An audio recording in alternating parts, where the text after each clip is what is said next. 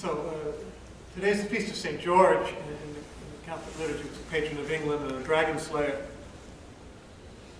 So it's a sad day for us dragons. As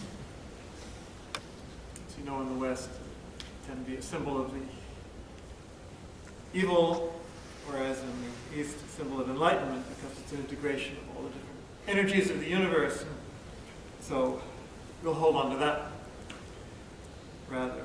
And also give a shout out to one of my favorite dragons, Pope Francis. It's his name day today, Jorge Bergoglio, so it's his feast day. So the dragons win. What I'd like to speak about, well, along these lines, what real consciousness is. I was thinking about the continuum, the interconnection, the chain of being, which it includes life and consciousness. I've spoken about that before. That divinity and consciousness and life and being are all connected, kind of like a congealing as you come down the scale of being, which medieval theologians used to love to talk about, and rightly so. I was thinking about the relation between consciousness and life. That really consciousness is life at a very high level. And all life, in fact all being, is conscious. As even some philosophers have said, on some level, because of the continuities. Like a stone has a certain consciousness. It's alive in a certain way. But realizing that it's our consciousness then, in a more practical way. Our consciousess should filter down and really inform our whole being, including our body. Our body should be conscious. We just shouldn't be conscious of our body, but our body should be conscious. And there's no enlightenment apart from the body, as Reginald Ray said in his book, Touching Enlightenment. And as all the masters point out, it has to come through the body and include the body. So our consciousness has to permeate our body. And until we have that all-inclusive consciousness, we won't be truly conscious, nor truly alive.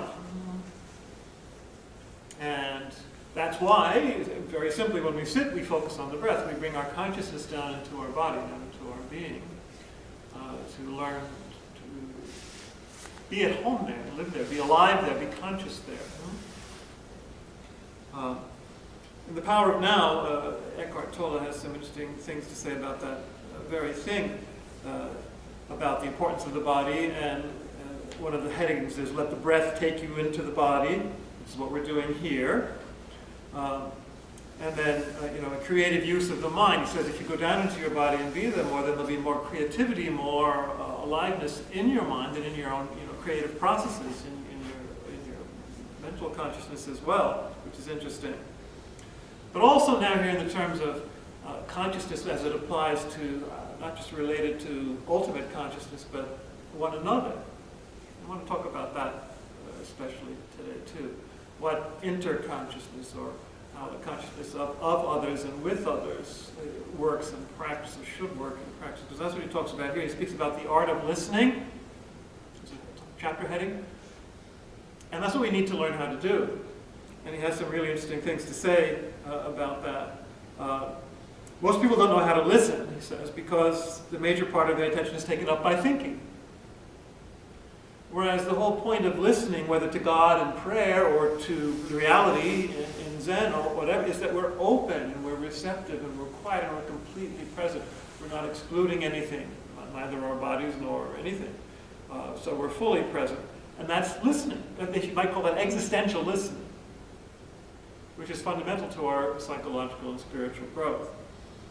So he says people pay more attention to what the other person is saying and not to what really matters, the being of that other person underneath.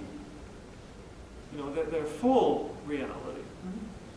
And that's the beginning of the realization of oneness, which is love. And so that leads to love, which of course is the ultimate goal, as he says.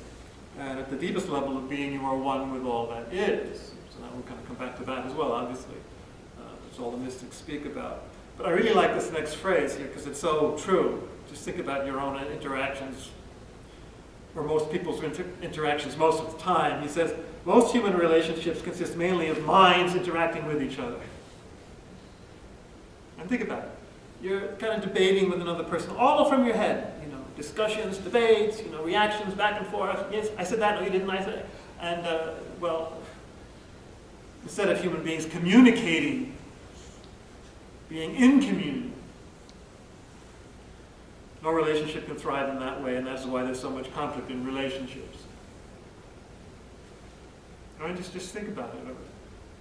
Imagine, watch two people talking sometime, and often it's just ready to branch out into a conflict because they're just on the level of mind, and they're not present either to themselves or to reality or to each other. So you're not alive and you're not conscious when that's happening. So when your mind is running your life, conflict is inevitable. As you know. So you have to go into no mind where relationship can flower.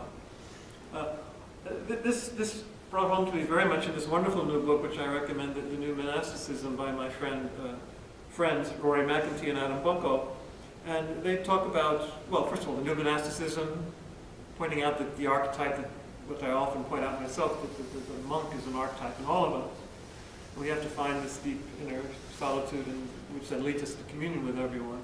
And this is, he emphasizes very much, and they emphasize very much this interactive quality of consciousness and growth, kind of like the evolution of consciousness, the evolution of the whole universe. They quote Teilhard de Chardin, the famous Jesuit paleontologist and mystic, who spoke about, you know, the evolutionary process, the whole interspiritual movement, coming into spiritual age, by my friend Kurt Johnson, sees this evolution of consciousness as coming from, you know, the beginning of the whole universe, the solar system and everything. So it fits into this chain of being that I'm talking about.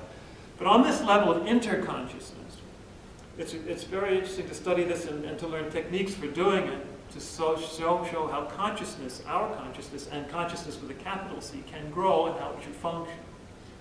Just as he was just doing that a minute ago, he has some interesting things to say, often quoting Teilhard here. He calls it dialogical dialogue. It sounds redundant, but actually not. Where there's really a communion between persons. And it conforms to certain rules for dialogue. There's a famous list of like 10 rules for dialogue. I forget who put it out now, but it's quite famous. And I shared it with Cardinal Egan once when I was living with him, to see what he would say. And he actually seemed to appreciate it and approve of it. And the main thing is, when you enter a dialogue on this deep level of truly listening and openness and deeper consciousness, you are vulnerable. You're letting someone else's deepness, deep consciousness, deep being, life, be on equal with you, and you're allowing a communion to take place and an exchange to take place where you're basically saying, your insight is not mine, and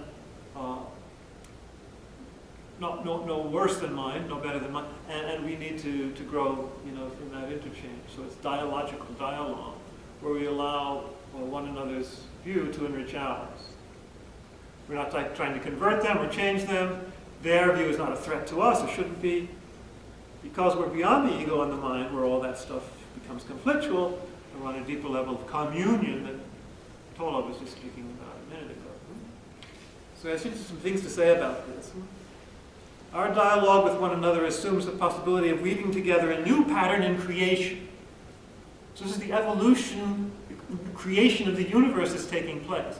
Or as St. Paul would say, you know, the old creation groaning, waiting for the revelation of the sons of God. That's what we're talking about actually here, in theological terms. Creation proper, and it occurs when each of us is able to reveal in integrity, love, and truth how the divine nature of the cosmos has revealed itself to us, speaking from our core. And then, in communion with the divine cores of others, a synergism, you know, occurs in which creation is born anew. This is fantastic stuff if you understand it in this way. This is like the whole progression of the universe depends on our consciousnesses being able to be fully conscious and alive and in communion. It's a really important perspective, and puts this interchange on a cosmic level, which I think is very accurate. It is creation through relationship. Think of it. Your authentic relationships create the universe, make it progress, make it evolve. The Spirit exists among us, and between us. And then he says, without giving the citation, where the Spirit, there's freedom. St. Paul actually says that. So it makes possible this great freedom. And the need for this dialogue in our times is immense, as he says very well. And then in another section he says, this is personalization, this is truly becoming personal, and quotes Teilhard a great deal. And shows how this evolves into this level where there's a convergence, things get more complex, more conscious as they move forward in evolution, and there are what he calls center-to-center meetings. That's another good way of seeing it. Our deepest center, our deepest life, our deepest consciousness meets the deepest consciousness together. And what happens then? Creation is that there's a merging, and yet there's not a merging in the sense of disappearing in each other, not even in the ultimate consciousness. But there's, well, we don't know. What does it actually feel like? This is an invitation to enter into that level of consciousness and sharing that he's talking about. He speaks about conservation of personality, where what is most true in you is not lost, but actually is developed, which is paradoxical when you think about it. People are always afraid that, either in human relationships, and of course above all with God, or with the Absolute, that will just be swallowed up. But as Richard Rohr says, and Teilhard says, and as these authors say, what actually happens is that what's most authentic in us, our true self, Christ self, Buddha self, emerges, and we're more ourselves, not less. Well, how is that possible? What does it feel like? Find out! But this is their testimony. It's about what is most authentic in us, what's most personal in us, is actually preserved and enhanced and grows in this. You might say just like the persons of the Trinity who are not threatened by the unity. That's one way of looking at it from a Christian theological point of view. But this is what happens. Teilhard calls it super-personalization. Super-personal. Hyper-personalization. Some psychologists like call it transpersonal. Just as a way of saying it's not impersonal.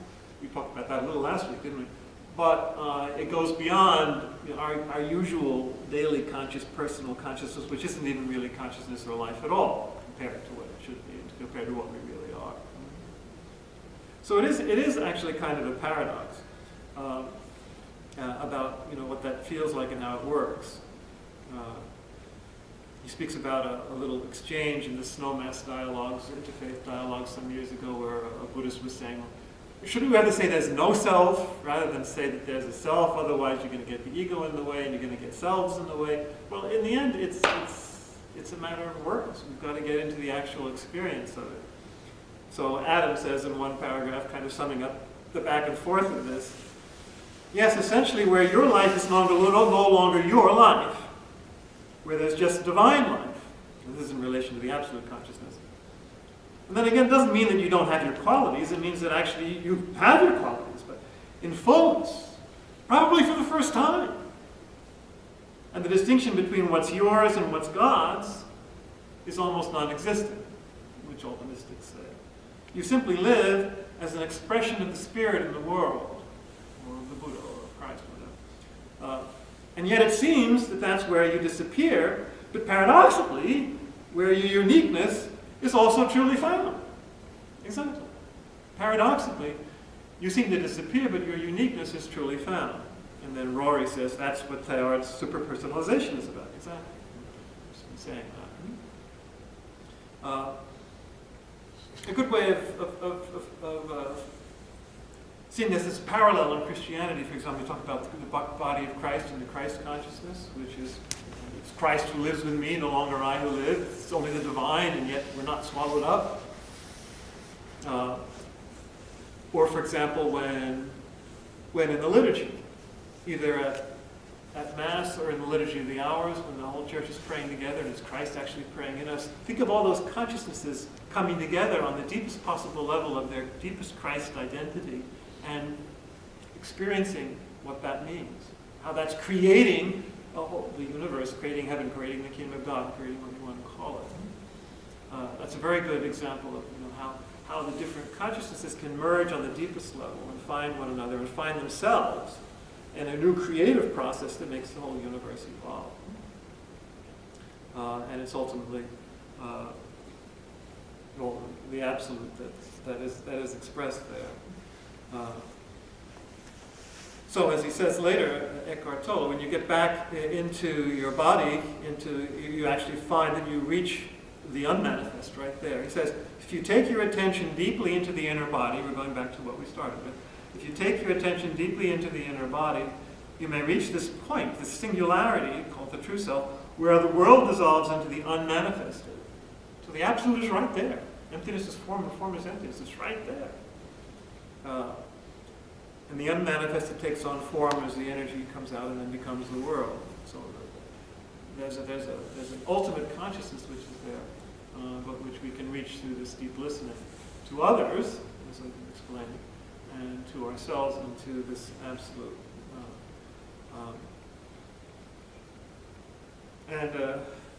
Finally, in the last part of the chapter on portals into the unmanifested, this is one of the paragraphs that I most remember and I always come back to in Eckhart. He's talking about death. And it says, as with all the other portals, he's answering the question, going through the portal of death does not mean an annihilation. This is merging and disappearing, right? He says, no, as with all the other portals, your radiant, true nature remains. That can't be lost. That's what Jesus said to Martha. Whoever is alive by believing in me can never die. But Eckhart says, as with all of the other portals, your radiant, true nature remains, but not the personality. Interesting. So, what does that mean? Well, all the things that the ego too easily identifies with, your traits, all that stuff. But then he says, to make it more mystifying, but more clear at the same time. In any case, whatever is real, whatever that is, whatever is real, or of true value, in your personality, is your true nature shining through. So that's what remains, that's what's become, your true self is enhanced. Well, what does that actually mean? Find out! I don't know, find out. This is never lost. Nothing that is of value, nothing that is real, is ever lost.